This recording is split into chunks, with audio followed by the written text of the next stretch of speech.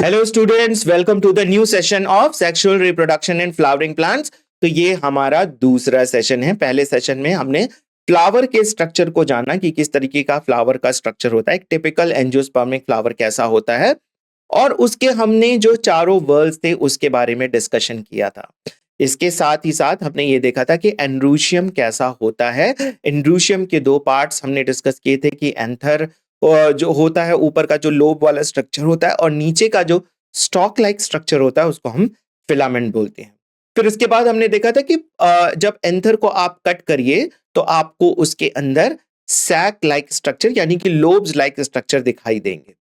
ठीक है, तो हमारे पास दो लोब्स हैं और दो लोब्स में दो थीका दिखाई देते हैं। थीका यानी कि पॉलन सैक, आगे यही थीका जो है वो पॉलन सैक में बदल जाता है, तब्दील हो जाता है। पॉलन सैक के अंदर क्या चीज बनती है? पॉलन सैक के अंदर पॉलन ग्रेन का निर्माण होता है। पॉलन ग्रेन का निर्माण होने से पहले जो जो वॉल होती है, आपने पढ़ा होगा कि इसके चार जो होते हैं वो वॉल लेयर्स होती हैं। सबसे बाहर वाली एपिडर्मिस, देन एंडोडर्मिस, उसके बाद मिडिल लेयर्स, और सबसे अंदर वाली लेयर जो होती है वो टैपेटम की होती है। टैपेटम न्यूट्रिशन का काम करती है, पॉलन ग्रेन के लिए न्यूट्रिशन प्रोवाइड करने का काम करती है। इसके बाद हमने क्या पढ़ा था कि किस तरीके से जो है वो पॉलन ग्रेन जब बन जाते हैं तो बनने के लिए कौन सा डिवीजन है?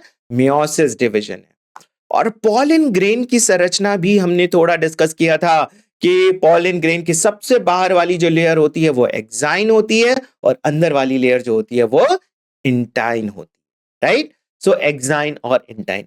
एक्साइन में मैंने बताया था कि एक बहुत ही इंपॉर्टेंट बायोमोलिक्यूल्स प्रेजेंट होता है जिसको हम स्पोरोपोलिनिन। तो इतनी सारी चीजें हमने अपने फर्स्ट सेशन में पढ़ लिया था। राइट, तो अब उसी को आगे हम देखते हैं कि पॉलन ग्रेन क्या होते हैं, पॉलन ग्रेन की संरचना कैसे होती है। So pollen grain are generally spherical, measures about 25 to 50 micrometre in diameter. तो अगर हम डायामीटर की बात करें तो एक पॉलन ग्रेन जनरली एवरेज अगर निकाला जाए तो इसका डायामीटर जो होता है वो 25 से लेकर 50 माइक्रोमीटर के बराबर होता है। राइट, ये एक पॉलन ग्रेन है और ये ज्यादातर स्फेरिकल होते हैं। And it is a prominent to layered wall. और आप इसकी अगर किसी भी पॉलन ग्रेन को अगर माइक्रोस्कोप में देखोगे तो आपको दो लेयर बहुत आसानी से दिखाई दे जाएंगी। बाहर वाली जो लेयर होती है वो कहलाती है एक्साइन, बाहर है इसीलिए इसका नाम पड़ा एक्साइन। ठीक है, और एक्साइन जो होती है वो काफी आर्टिकुलेटेड होती है। आर्टिकुलेटेड मतलब कि आपको इसके ऊपर बहुत सारे जो होते हैं इस तरीके से डिजाइन दिखाई देंगे, इस तरीके से स्पाइक्स दिखाई देंगे। और ये बहुत इंपॉर्टेंट होता है पॉलन ग्रेन को पहचानने का। आप बता सकते हैं कि पॉलन ग्रेन देखकर कि ये इस पर्टिकुलर पौधे का है, इस पर्टिकुलर फैमिली का है। राइट, सो ये पॉलन ग्रेन बहुत ही स्पेसिफिक होते हैं। जो इनका एक्साइन वाला पार्ट होता है वो उसमें एक बहुत इंपॉर्टेंट बायोमोलिक्यूल है, मैंने पहले भी बताया था, स्पोरोपोलिनिन। और एग्जामिनेशन में इसका कई बार जो है इसके ऊपर क्वेश्चन पूछे जाते हैं। So sporopollenin which is one of the most resistance organic material known, के बहुत ही रेजिस्टेंट प्रतिरोधी कार्बनिक पदार्थ है जो जल्दी खराब नहीं हो जाता, यानी कि अंदर की जो पॉलन ग्रेन की संरचना है उसको ये प्रोटेक्ट करके रखता है, protection provide. Inner wall of the pollen grain is called intine. बाहर वाली लेयर मैंने बताया एक्साइन, और अंदर वाली जो लेयर होती है उसको हम क्या बोलते हैं? उसको हम कहते हैं वो इंटाइन है। It is a thin and continuous layer made up of cellulose and pectin. तो कंपैरेटिवली जो होती है बाहर वाली जो होती है वो कंटिन्यूअस नहीं होती। अभी मैं बताऊंगा कि वो कंटिन्यूअस क्यों नहीं होती। एक्साइन कंटिन्यूअस लेयर नहीं होती है, लेकिन इंटाइन जो होती है वो पतली होती है कंपैरेटिवली और कंटिन्यूअस लेयर होती है। और केमिकली ये अगर हम देखा जाए तो किस चीज से बनी है? Cellulose and pectin. ठीक है, pollen grain exine has a prominent aperture called germ pores. तो बाहर से आप देखेंगे कि एक्साइन में कहीं कहीं छोटे छोटे होल्स हैं इन होल्स को हम क्या बोलते हैं? इन होल्स को हम बोलते हैं germ pour.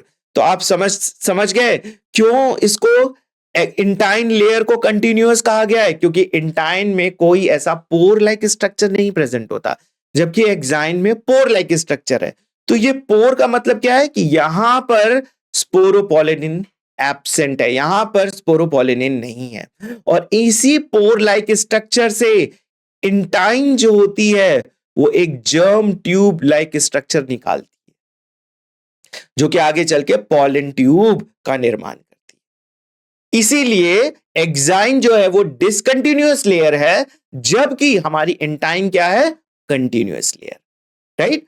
So pollen grain exine has a prominent aperture, और ये जर्म पोर इसलिए बहुत इंपॉर्टेंट है क्योंकि इसी जर्म पोर के थ्रू जो होती है, क्योंकि कभी एक्साइन की लेयर फटती नहीं है, एक्साइन की लेयर एज इट इज रहती है, सिर्फ इसी जर्म पोर से इंटाइन की लेयर जो होती है ये एक ट्यूब लाइक स्ट्रक्चर का निर्माण करती है और वो बाहर निकलकर आती है, जो कि आगे चलकर पॉलन ट्यूब संरचना बनाती है।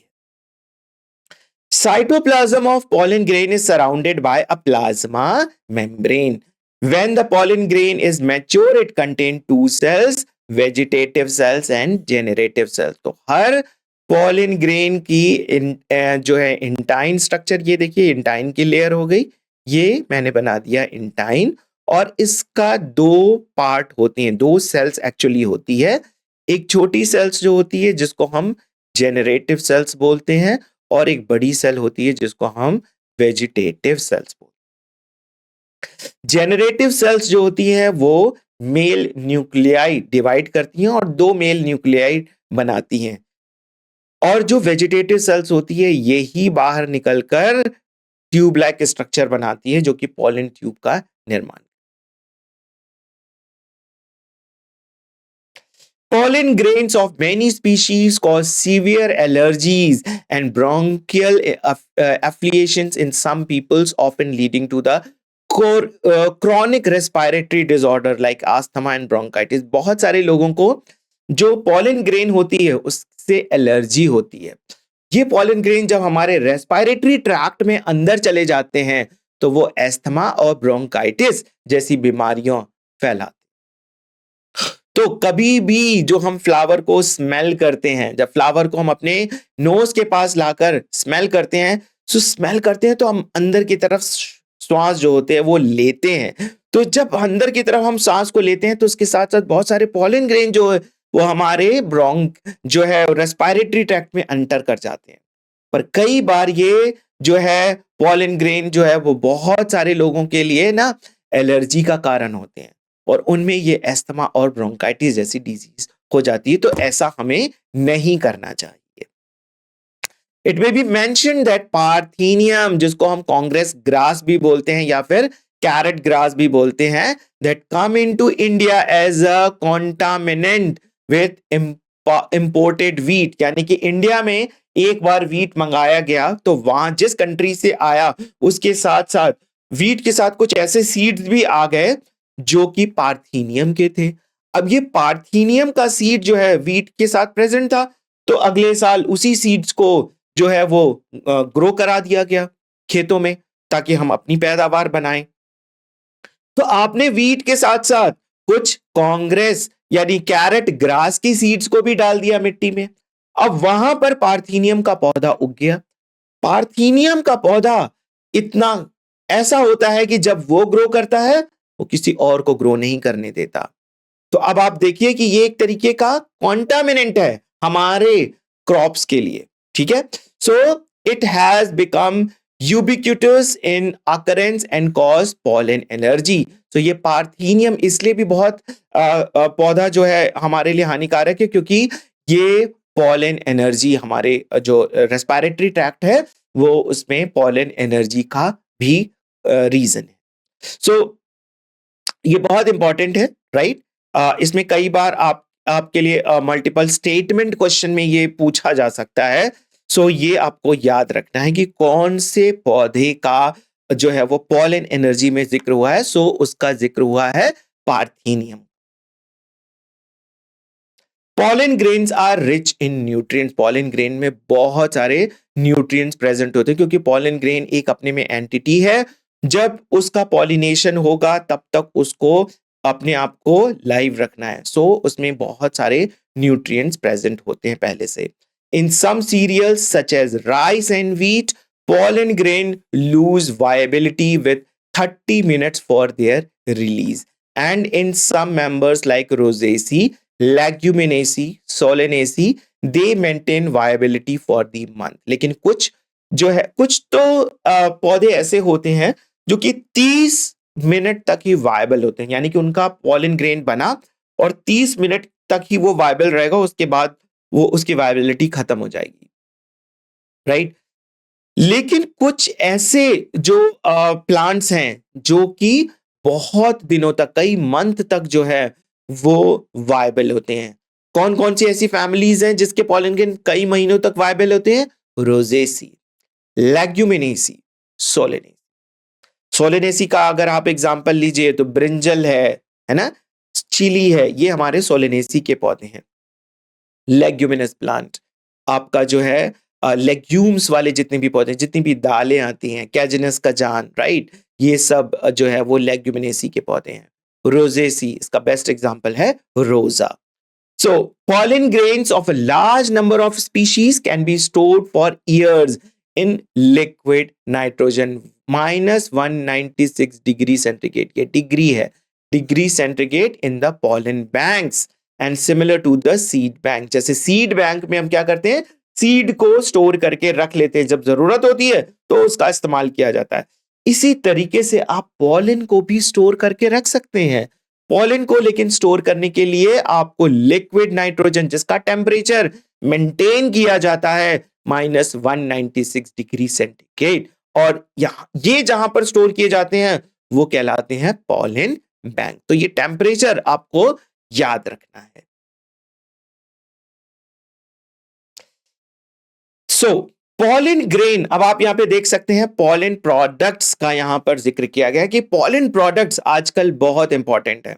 ये पॉलन प्रोडक्ट, क्योंकि आपने फर्स्ट लाइन अगर पिछले स्लाइड की आपको याद हो तो पॉलन ग्रेन में बहुत सारे न्यूट्रिएंट प्रेजेंट हैं, तो इन न्यूट्रिएंट्स का जो इस्तेमाल किया जाता है वो बहुत सारे एनिमल्स को, जैसे हॉर्स को प्रोवाइड किया जाता है। हॉर्स रनिंग के लिए उनको बहुत सारी एनर्जी की जरूरत पड़ती है। इवन एथलीट्स को भी बहुत सारी एनर्जी की जरूरत पड़ती है। तो वहां पर भी आप देखते हैं कि पॉलन, जो बी पॉलन के होते हैं, इनमें जो है वो टैबलेट्स के फॉर्म में ये मार्केट में अवेलेबल है। तो जब आपको बहुत एनर्जी की जरूरत हो तो आप ये न्यूट्रिएंट्स, मतलब कि आप केमिकल बेस्ड जो है वो उसको नहीं ले रहे हैं टैबलेट्स को, आप नेचुरल जो है न्यूट्रिएंट्स प्रोडक्ट्स को ले रहे हैं। सो आप ये पॉलन ग्रेन से बने हुए न्यूट्रिएंट्स जो है वो इन टैबलेट्स को ले सकते हैं। इसके साथ साथ आप देख सकते हैं कि बी पॉलन से बहुत सारी क्रीम्स, बहुत सारी जो है कॉस्मेटिक्स का भी जो है वो निर्माण किया जाता है, शेक्स का भी निर्माण किया जाता है, जिसको एनर्जी शेक्स भी हम बोलते हैं। सो इसके साथ हम देखते हैं कि गाइनोशियम में consist of a single pistol, जिसको हम मोनोकार्पेलरी, और may have more than one pistol और मल्टी कार्पेलरी। सो गाइनोशियम जो होता है वो हमारा सिंगल पिस्टल का भी प्रेजेंट हो सकता है।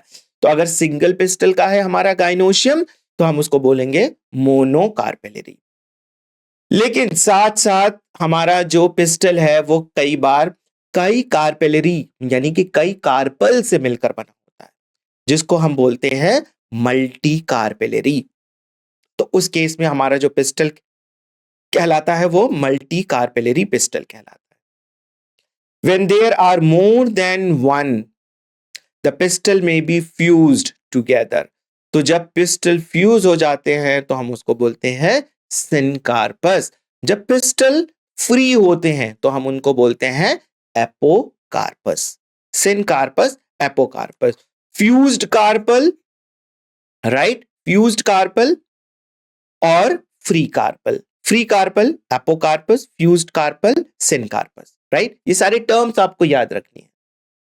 तो यहां पर आप देखिए ये जो है वो आपका जो कार्पल है वो कैसा है, मल्टी कार्पेलरी एपोकार्पस गाइनोशियम इन माइकेलिया। सो यही सिंपल स्टेटमेंट आपके एग्जाम में दे दिया जा सकता है कि apocarpous gynoecium is found in Michelia, true और फॉल्स, या मल्टीपल स्टेटमेंट के फॉर्म में आ सकता है। सो आपको ये याद रखना है कि माइकेलिया के केस में एपोकार्पस यानी कि फ्री कार्पल, एपोकार्पस की जगह फ्री कार्पल भी दे सकते हैं, राइट। अब यहां पर देखिए मल्टी कार्पेलरी सिनकार्पस पिस्टल इन पेपेवर, तो ये पेपेवर सोमनीफेरम, अब यहां पर देख सकते हैं कि यहां पर जो सिनकार्पस ओवरी है यानी कि सारे जो पिस्टल हैं वो आपस में फ्यूज्ड करके गए हैं। यहां पर आप देख सकते हैं कई अंदर से ये बहुत सारे पिस्टल फ्यूज करके बने हैं। अब यहां पर देखिए कि एक एक पिस्टल आपको यहां पर ऐसे अलग सा दिखाई दे रहा है, तो ये जो कंडीशन है वो एपोकार्पस की है और ये जो कंडीशन है वो किसकी है, सिनकार्पस। एग्जाम्पल आपको याद रखना है, सिनकार्पस का एग्जाम्पल पेपेवर और एपोकार्पस का एग्जाम्पल माइकेलिया, राइट। अब इसके बाद जो है ओवरी में क्या प्रेजेंट होता है, ओव्यूल। सो हमें ओव्यूल की भी संरचना यहां पर देखनी है। तो अगर हम गाइनोशियम की, पहले हम गाइनोशियम की बात कर लें, तो गाइनोशियम की बात करें तो इसके कुछ कंपोनेंट्स हैं। कौन कौन से कंपोनेंट्स हैं, स्टिग्मा, स्टाइल एंड ओवरी। तो अगर मैं एक रफ फिगर यहां पर अगर ड्रॉ करूं तो आपको दिख सकता है यहां पर एक स्टॉक लाइक स्ट्रक्चर है, ऊपर यहां पर एक रिसेप्टिव स्ट्रक्चर है जो कि पॉलन ग्रेन के लिए रिसेप्टिव का काम करता है, और नीचे का जो स्ट्रक्चर होता है वो थोड़ा सा राउंड बल्बस स्ट्रक्चर होता है जिसको हम बोलते हैं ओवरी। तो ये है आपकी यहां पर ओवरी। ये वाला पार्ट जो है स्टॉक लाइक स्ट्रक्चर ये कहलाता है स्टाइल, और ये ऊपर वाला जो स्ट्रक्चर है ये कहलाता है stigma. So stigma landing platform for the pollen grain, तो पॉलन ग्रेन इसी पर आते हैं। Slender part beneath the stigma, ये स्टाइल, इसके नीचे का जो स्टॉक लाइक स्ट्रक्चर है ये कहलाता है स्टाइल। स्टाइल का काम क्या है, हम डिस्कस कर सकते हैं यहां पर कि स्टाइल का क्या काम है। सो पॉलन ग्रेन जब जर्मिनेट करते हैं तो इसका पॉलन ट्यूब इसी स्टाइल से नीचे आता है और फिर ये टर्न करके यहां पर जो ओव्यूल प्रेजेंट होता है उस ओव्यूल में ये एंटर करता है। सो ये एक इनको दिशा प्रोवाइड करता है कि पॉलन ट्यूब को किस दिशा में जो है वो मूव करना है। ओवरी जो है वो सबसे इंपॉर्टेंट पार्ट है ये पिस्टल का, और ये कंटेन करता है ओवेरियन कैविटी जिसमें लोक्यूल एंड द प्लेसेंटा, ये सारी चीजें प्रेजेंट होती हैं। ओव्यूल्स, अब ओवरी के अंदर क्या प्रेजेंट है, ovules, mega sporangia arising from the placenta. तो जैसे हम डिस्कस करते हैं माइक्रोस्पोर, माइक्रोस्पोर मतलब पॉलन ग्रेन, उसी तरीके से फीमेल रिप्रोडक्टिव ऑर्गन में यानी कि जो पार्ट है ओवरी, ओवरी के अंदर क्या प्रेजेंट है, ओव्यूल।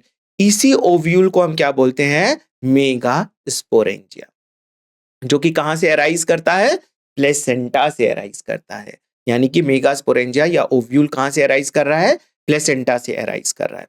नंबर वेरीज फ्रॉम 1, यानी कि एक प्लेसेंटा यानी कि एक ओव्यूल किस में प्रेजेंट होता है, व्हीट एंड मैंगो, और पपाया के केस में बहुत सारे ओव्यूल प्रेजेंट होते हैं, पपाया एंड ऑर्किड्स। सो ये सारे एग्जांपल्स आपको याद करने हैं, स्टेटमेंट्स में यही दे देगा फॉल्स स्टेटमेंट के फॉर्म में कि many ovules are present in wheat and mango.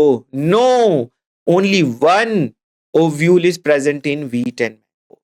तो ये चीजें आपको बहुत ध्यान देनी। अब हम डिस्कस करेंगे स्ट्रक्चर ऑफ ओव्यूल के बारे में। तो स्ट्रक्चर ऑफ ओव्यूल में जो है हमारा सबसे पहला पार्ट है funicle, stalk that attach to ovule और टू द प्लेसेंटा। सो यहां पर आप देख सकते हैं कि एक ऐसा स्टॉक लाइक स्ट्रक्चर होता है। अगर एक ओव्यूल की संरचना में ड्रॉ करूं तो ओव्यूल ऐसा कुछ दिखाई देता है, और ये वाला जो पार्ट है ये स्टॉक लाइक स्ट्रक्चर, इसको हम बोलते हैं फ्यूनिकल, राइट। और यहां पर जो पार्ट होता है उसको हम बोलते हैं प्लेसेंटा। सो ये पूरा ओव्यूल स्ट्रक्चर, फ्यूनिकल वाला जो ओव्यूल का पार्ट है वो किससे अटैच रहता है? वो अटैच रहता है प्लेसेंटा से। Hilum, junction between the ovule and funicle, so this part is called as hilum. यहां वाला पार्ट जो है वो हाइलम कहलाता है। ये ऊपर वाला पार्ट हमारा ओव्यूल है, नीचे वाला पार्ट फ्यूनिकल है। ओव्यूल और फ्यूनिकल को जोड़ने का काम क्या कर रहा है? हाइलम।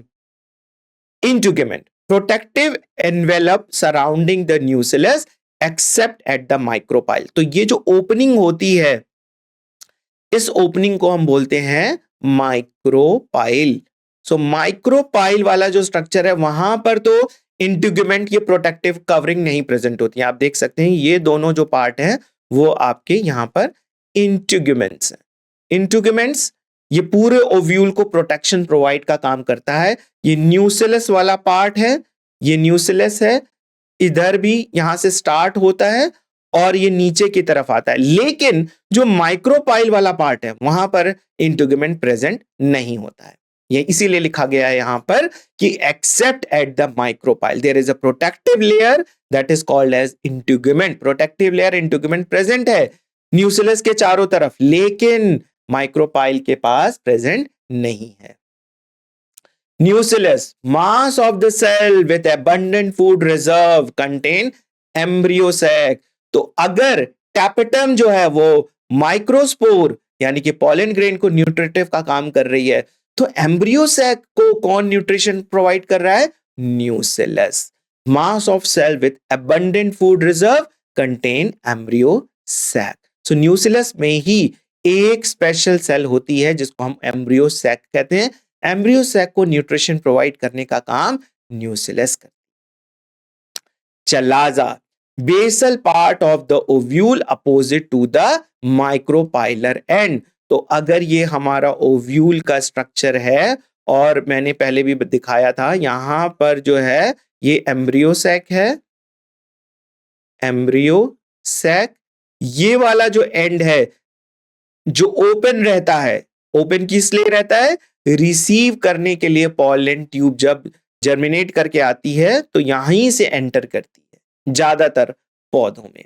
तो ये आपका है यहां पर माइक्रोपाइल। माइक्रोपाइल के जस्ट अपोजिट ऊपर की तरफ जो है एंड होता है जिसको हम बोलते हैं चलाजा या फिर चलाजल एंड। ये माइक्रोपाइलर एंड है और इस तरफ जो हमें मिलता है वो चलाजल एंड या चलाजा एंड मिलता है। ठीक है, ओके। सो आप देख सकते हैं कि ये एक ओव्यूल की संरचना यहां पर दर्शाई गई है। तो ये चलाजल पोर आपको दिख सकता है, चलाजल पोल, और यहां पर आप देख सकते हैं कि माइक्रोपाइल एंड है, राइट। ये फ्यूनिकल और ये हाइलम। यहां पर आपका प्लेसेंटा प्रेजेंट होगा, प्लेसेंटा। प्लेसेंटा से फ्यूनिकल जो अटैच हुआ, फिर उसके बाद हाइलम। ये पूरा ओव्यूल जो है वो फ्यूनिकल से अटैच्ड है एक पर्टिकुलर पॉइंट पे जिसको हम बोलते हैं hilum. Outer integument, inner integument. Integument कई लेयर के हो सकते हैं, 1 2 3, राइट। और ये वाला पार्ट जो है वो न्यूसिलस कहलाता है जो कि एम्ब्रियो सैक के चारों ओर है। तो एम्ब्रियो सैक के चारों ओर जो न्यूसिलस है वो उसके लिए न्यूट्रिटिव फंक्शन का काम करता है, एम्ब्रियो सैक। अब इसी जो एम्ब्रियो सैक है इसमें जो होती है वो मेगास्पोरोजेनेसिस होती है। जैसे कि पॉलन ग्रेन को हम क्या बोलते थे? माइक्रोस्पोरोजेनेसिस। और यहां पर जो है क्या हम बोल रहे हैं? मेगास्पोरोजेनेसिस। तो process of formation of megaspore from the megaspore mother cell. तो एक पर्टिकुलर सेल जो न्यूसिलस में होती है वो थोड़ी अलग हो जाती है। कैसे अलग हो जाती है? उसका साइटोप्लाज्म डेंस हो गया, उसका न्यूक्लियस काफी बड़ा हो जाता है, राइट, और वो बाकी सेल से अलग हो जाती है। अब ये जो है आपकी मेगास्पोर मदर सेल, वहां पर पॉलन मदर सेल, यहां पर megaspore mother cell. Megaspore mother cell meiosis division करती है, मेयोसिस रिडक्शन डिवीजन, और 4 मेगास्पोर्स बनाती है। इन 4 मेगास्पोर्स में से 3 मेगास्पोर जो होते हैं वो डीजेनरेट कर जाते हैं। सिर्फ एक मेगास्पोर जो रहता है वो फंक्शनल रहता है। So megaspore mother cell undergo meiosis resulting in 4 megaspore. तो ये देख सकते हैं 4 मेगास्पोर बने, लेकिन इसमें से 3 जो होते हैं वो डीजेनरेट कर जाते हैं, सिर्फ एक ही फंक्शनल मेगास्पोर प्रेजेंट होता है. So in most flowering plants, only one megaspore is functional, developing into a female gametophyte. तो सिर्फ एक जो है वो जो है मेगास्पोर जो रहता है वो फंक्शनल होता है और वही आगे चलकर फीमेल गैमेटोफाइट का निर्माण करता है. तो फीमेल गैमेटोफाइट क्या है? Embryo sac form from the single megaspore. तो यही सिंगल मेगास्पोर, 3 तो डीजेनरेट कर गए, जो एक सिंगल बचता है वही सिंगल मेगास्पोर एम्ब्रियो सैक का निर्माण करता है. So nucellus cells, microspore, mother cell, functional megaspore and female gametophyte have different ploidy level. तो अलग अलग पौधों में अलग अलग तरह की जो है वो प्लॉइडी लेवल्स हमें देखने को मिलती.